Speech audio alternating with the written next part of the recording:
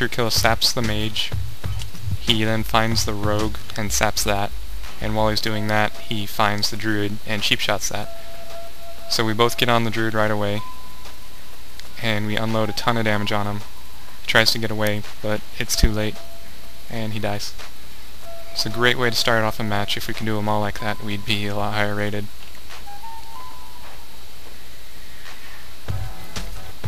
So once the druid down, it's pretty much over. Make sure nobody dies, and then I go for some damage.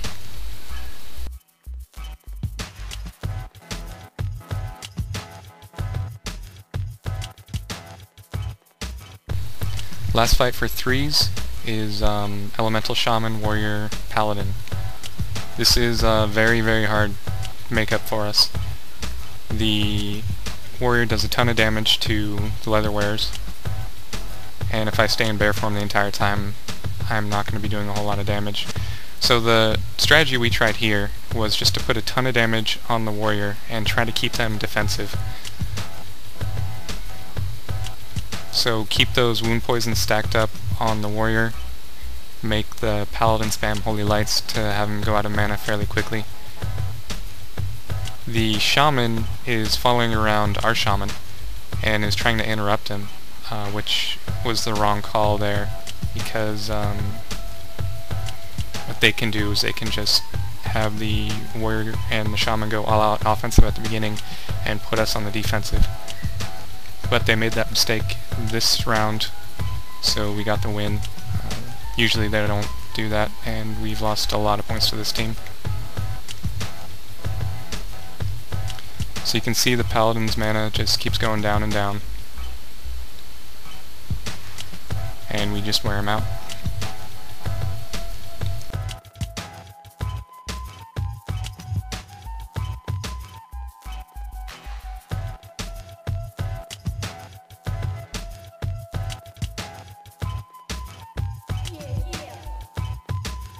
Now we're getting into the final section of the video here, the Battlegrounds and World PvP section.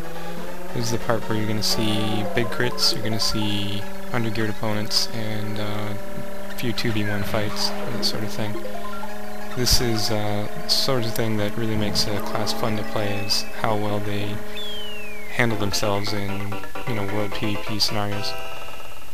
So first up, we've got a mage and a priest inside Ironforge. I hid in one of the little houses, so they had to chase me in so I don't get hit by guards outside or other random players. So Warstomp Cyclone the priest and try to get the mage down, but he's got a Power Word Shield which absorbs a lot of the damage, and he pops up there. So gotta heal myself up, switch to my healing weapon, throw some hots on, that way I can't be counterspelled. The priest is dispelling it, so just keep tossing him up there. Throwing a Cyclone on the mage to try to give myself more time to top myself up. He misses his counterspell, which helps a lot. And because of the line of sight in the house, it can be difficult for the priest to keep healing up, so I get an opportunity to finish him off. So then the priest, he takes a bit longer to kill, so I speed it up here.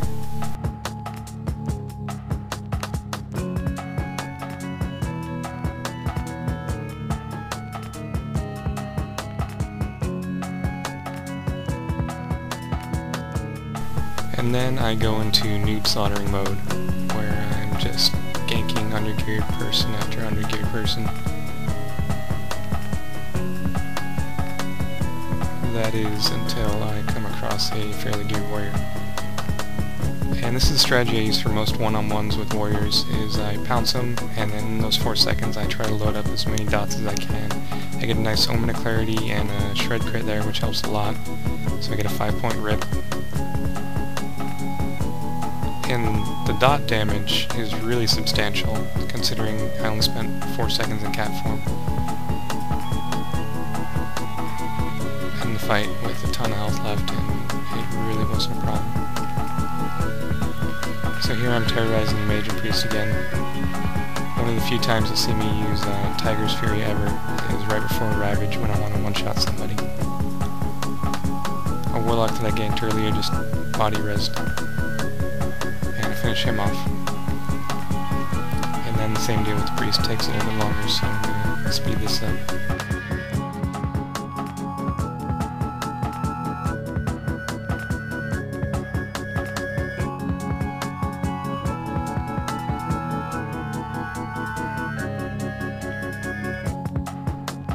And then we get to the fun part of the video, the very big crits with Berserker buff.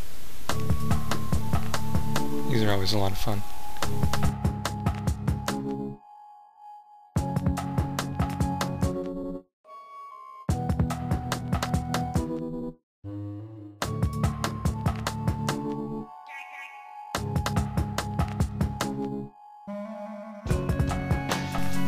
And the final fight of the video, 2v1 at the mine. Fairy fire the rogue before he gets a chance to stealth. And the nice thing about this fight is I'm never in any real danger of dying. I'm always in control of the situation. The dots take care of the druid relatively quick, even though he spends a good time out in bear form.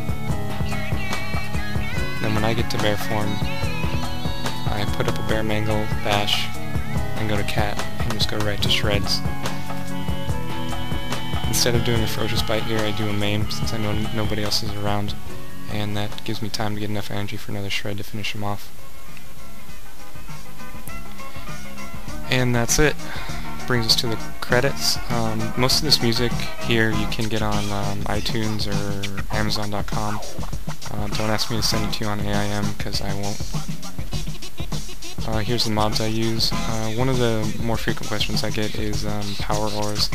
What that mod does is you can set it to put up different auras depending on buffs or debuffs that you or your enemy gets.